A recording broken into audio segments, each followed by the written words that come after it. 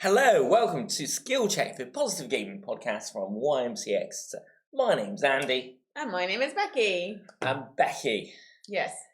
It will be remiss of us. Ooh, remiss, that's a posh word. That's a very posh word. Ooh. You're going all upper class. For us to do, yes. All downhill from now on. Yep. To talk games and competitions without talking about what one could argue. I've done it again.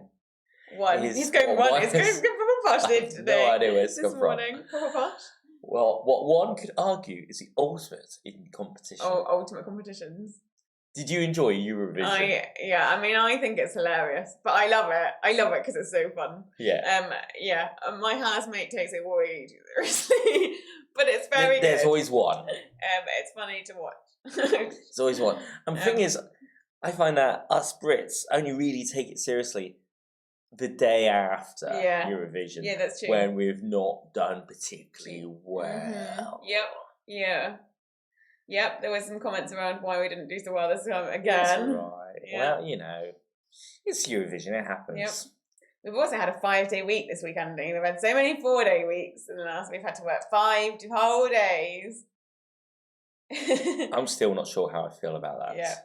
It's okay, because next week's 5-day week, but then the week after is another 4-day week. Hallelujah. And half term as well. Coming up. Oh yeah. School holidays. You're at school, or university. Or in fact, university students are finishing now, so it's coming to the end of the school year already. And the joys of summer holidays of your parents. Yeah. Good luck. What have we got coming up, Andy? What have we got coming up here? We should probably get on with this. We have, it's Mental Health Awareness Week this week. So we are going to spend a bit of time discussing games that kind of bring mental health to the forefront. Yeah. Ooh. Is that a third posh word? It's just going for all the posh words today. All the posh words. We are talking downhill. Nice. Basically, you go cycling and it's all nice and relaxing until you fall off. Downhill. But first things first, we have gaming news. So, gaming news. What's happening this week? In the world of gaming news. Our first piece of gaming news this week is The Legends of Zelda Tears of the Kingdom. We talked about this last week. The biggest game known to mankind this week. Nintendo has announced that its latest game in the Zelda series has sold more than 10 million copies in just 3 days. Tears of the Kingdom was released last Friday and it has already sold more copies than any Zelda game apart from Breath of the Wild, to which it is a sequel. Give it time. Breath of the Wild sold almost 30 million copies according to Statista. Can you say that word? Analysts say that the huge opening sales of the latest Zelda place it amongst the biggest paid-for games release ever. Tears of the Kingdom has also become 2023's biggest physical video game launch in the UK, selling 50% more copies than Hogwarts Legacy. It's a big game. It's a really big game. And we talked about it really being released last week. It's a really big game. It's a really big game. And it's good for Nintendo. They needed a big game. Yeah, and on the subject of big games, you are getting people who know more about this than I do. Yeah. And they're looking at the game and they are going, how? Yeah. How?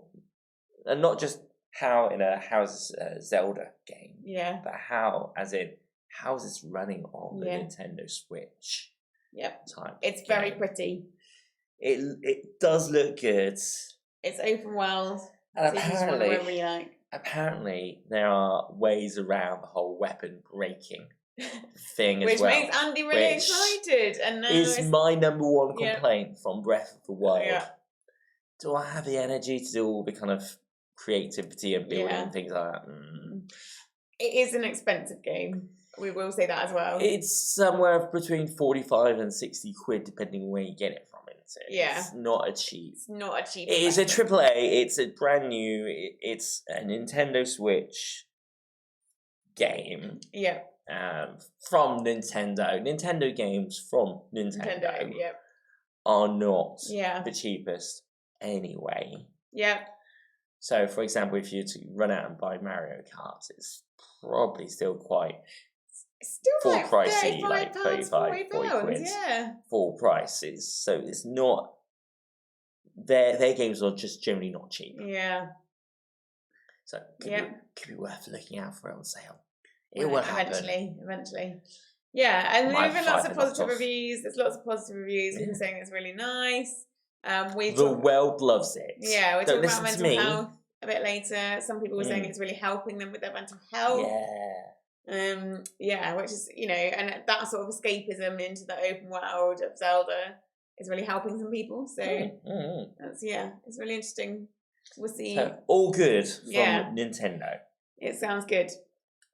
Our next piece of gaming news. We have the story that will never die. the story that will never die. I honestly messaged Andy this week to say, do we want to talk about this again? Because I feel like we talk about it a lot. We'll see what happens. We didn't talk about it last week. We didn't talk about it last week, but every so often there's a new piece of information. So, our ongoing battle between Microsoft and Activision. The EU regulators have approved Microsoft's $69 billion takeover attempt to purchase the Call of Duty publisher Activision Blizzard. The European Commission said that Microsoft had addressed their concerns on competition issues. It comes 3 weeks after the UK blocked the deal over worries it would hurt competition in an emerging cloud gaming market. The US Federal Trade Commission filed a lawsuit in December to block the deal. A judge's decision is unlikely before the end of the year. The UK Competition and Market Authority's shock veto of the deal last month had experts warning the deal now faces significant hurdles in order to be successful. On Tuesday, the CMA dealt a further blow by restricting Microsoft and Activision Blizzard from acquiring stakes in each other without prior written consent. Basically means that Microsoft can't buy anything from Activision Blizzard without getting consent from the CMA first. So they're not allowed to be sneaky. No, they're not allowed to sneakily do the deal either. So... It's the ever-ongoing saga. It's going to be ongoing. It's all about cloud gaming now. It's all about very mobile much all about gaming. Cloud gaming. And you've also got politicians here in the UK kind of turning around going and kind of publicly questioning it as well. Probably for their own reasons. Who knows? Yeah. And Microsoft is going to appeal. Yeah, they will appeal. It'll I mean, it's going to go on. I mean, the US decision isn't due to the end of this year, which means that we've still got another 6 or 7 months of this. Yeah. So I mean, I don't know is the answer. We're not sure whether it's going to get approved or not, or we'll see. Ongoing. It's an ongoing saga. And we'll probably continue to talk about it in gaming news. The final piece of gaming news. Talk. The final piece of gaming news is there's a new Lord of the Rings game. Amazon has this week announced that they are working with Embracer, the Embracer Group, who hold the IP to the Lord of the Rings and The Hobbit, to create a new open world, massively multiplayer online game. The game is described as being in early development. This is the company's second attempt at creating a Lord of the Rings MMO. And the first was published in 2019, but was announced in 2019, but was cancelled 2 years later. The news comes as Amazon continues to push further into the video games, particularly when it comes to publishing. Last year, it announced that it struck a deal with Crystal Dynamics to publish the next Tomb Raider game. They're off again. Okay. It's another cloud-based gaming thing, though, right? So Amazon are really into their cloud-based gaming. Might not be. Will probably be available on Luna.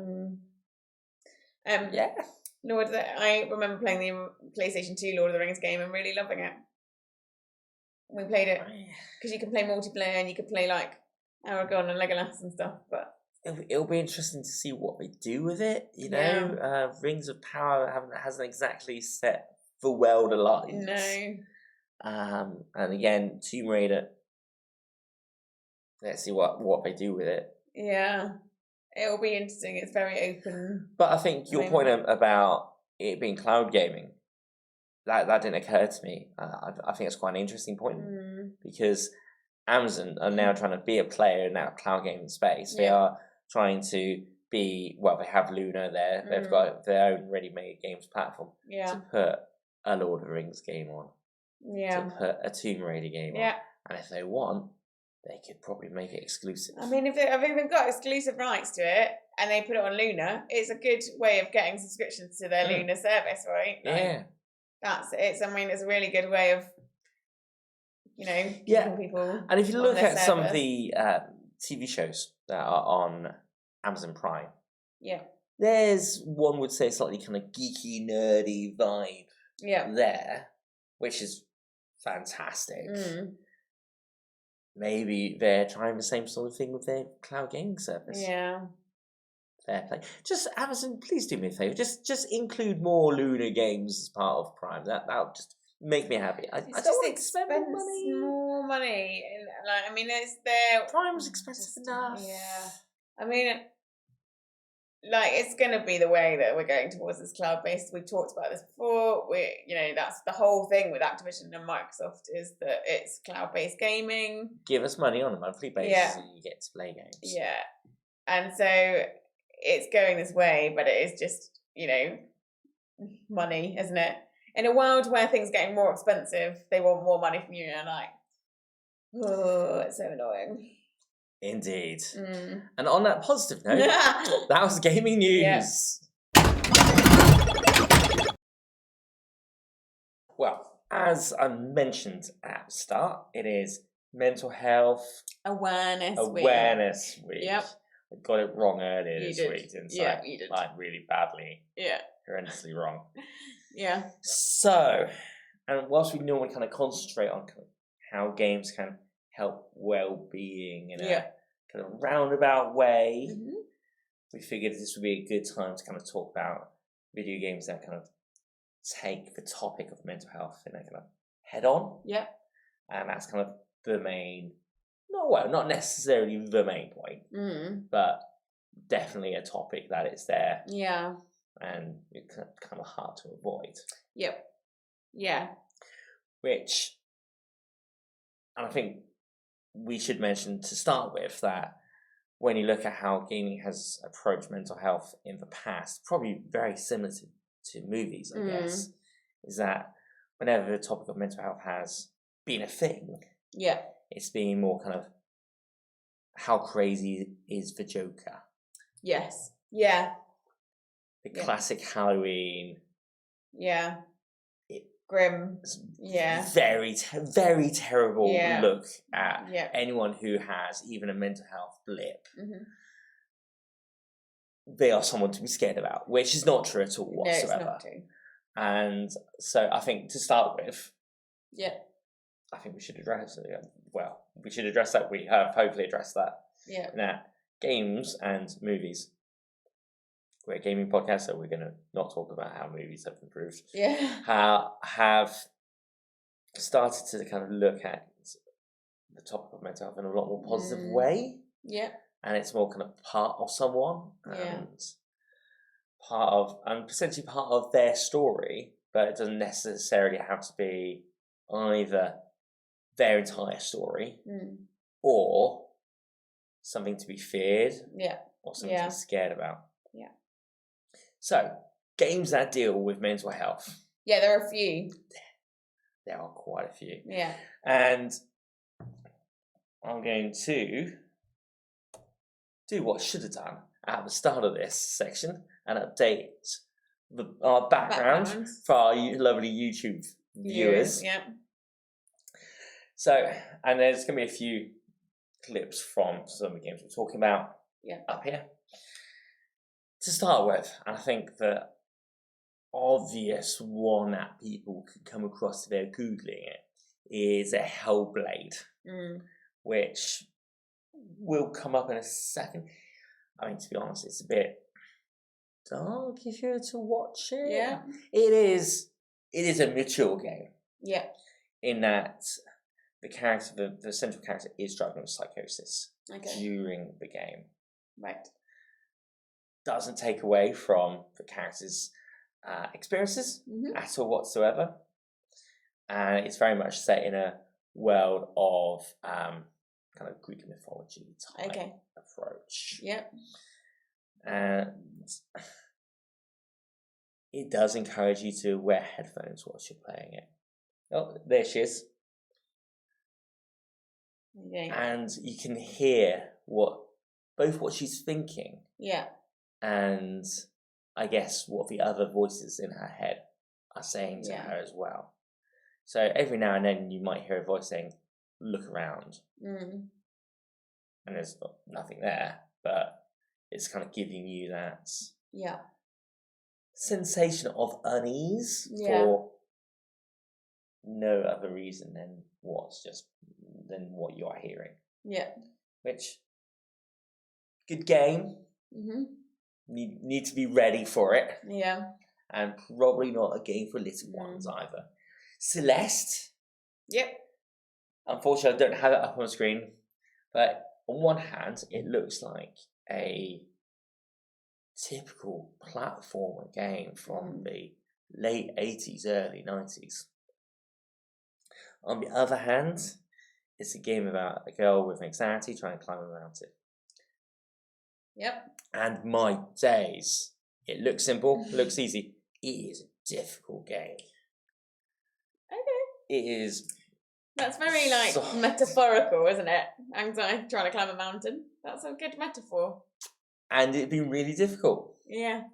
And there are kind of options where you got invincibility and extra lives and things like that. And because at the end of the day, it is a game, and without these things, you might game over ridiculously quick. I'm not sure if you can game over thinking about it. But I have played that game, honest. Psychonauts. I have to admit, I've played the sequel. Didn't get on with it. I don't know why. It's a fun game. It's one of those classic games from like decade and a half ago. But it is very much about a boy who can project himself into other people's mental worlds and help them fight their demons. So there's some beautiful metaphors going on here. Yeah, exactly. And what a lot of these games do is that they can help give people the language to help them both understand their own sense of self, and also possibly to communicate how they are feeling to other people who have played the game or and if you don't have those conditions, actually this can be an insight into what it feels like to have those conditions. Oh, crikey, And and to struggle with anxiety, to struggle with having demons in your not obviously physical demons, but having those sort of voices in your head that tell you that stuff isn't going well. I think it's a really good insight into that. And we're I think it's pushing yourself out of your box and trying to experience things that are different so that you can get a better understanding of how people work. And Hellblade is a perfect example of that. I mean, the clip that appears behind us every now and then is right at the start of her journey. And just as you're about to go in this makeshift boat, you hear a voice saying, "Turn back." Can you imagine having that voice in your head that's telling you not to do something is that you should be doing? And it's a very real sounding voice to you. Absolutely. I think definitely games can help you understand the human experience for these people, how they experience life. Like people suffering from these problems. I struggle with anxiety. That's and it is sometimes it does feel a bit like pushing a stuff up around. But I think that having that sort of having people being able to experience it helps them to recognise that and to help me in that sort of way. So another one very quickly is not a game I've personally played, but it's one called Actual Sunlight, which again is another video game that tackles things very much head on. It has themes that do revolve around things like suicide, anxiety, depression, and quite overt and hitting the nail on the head from what I could see. There's a few kind of 2D illustrations. It's very RPG type, so kind of click, from what I could tell. Yep. And lots of text reading, and it's quite storyline based, but actual sunlight. If you are someone who's either interested in researching mental health and what it's like, or if you're someone who wants to know a bit more kind of language about maybe what you are experiencing. Yeah. Actual Sunlight does seem to be one of the popular games that keep on getting mentions. Yeah. I mean, it's really important that if you are struggling with any of the things that we have talked about, like any mental health conditions, anything like that, you do reach out for help. And also talk to a friend. You can also, get in contact with someone professional, or do get in contact with us at the YMCA, and we're happy to sort of refer you to places that will help you with that. We don't want you to feel lonely or left. And if you are really struggling with this, please do get in contact with someone, get in contact with us. It's really important that you're not struggling with it alone, and that you do get that help that you need to be able to do that. Indeed.